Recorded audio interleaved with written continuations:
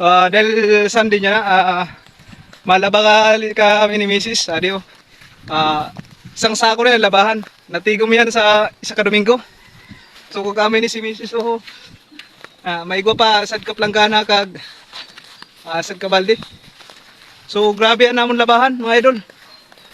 So adi kami niya na sa papakanto pa sa Tabay.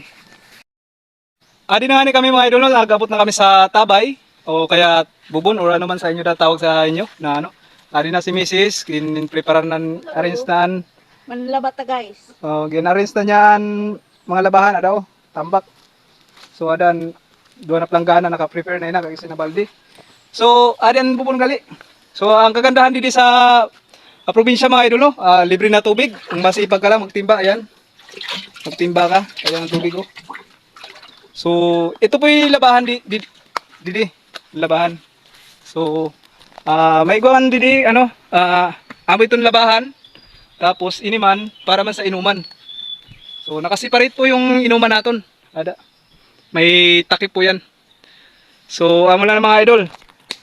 Mas maayo gid sa probinsya kag aliwalas oh. Tingnan niyo palibot. Tahimik. Ang imo lang diri mga kuan sa langgam. Mga tingog sa langgam wala nimo kuan diri, mabatian.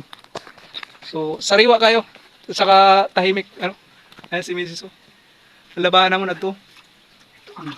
Ayan, matimba na siya. Diba? So, thanks gali sa uran ano kay nagdamang tubig oh. So, amo na po sa nanakon ko sa inyo idol update at salamat po, God bless everyone. Thank you for watching.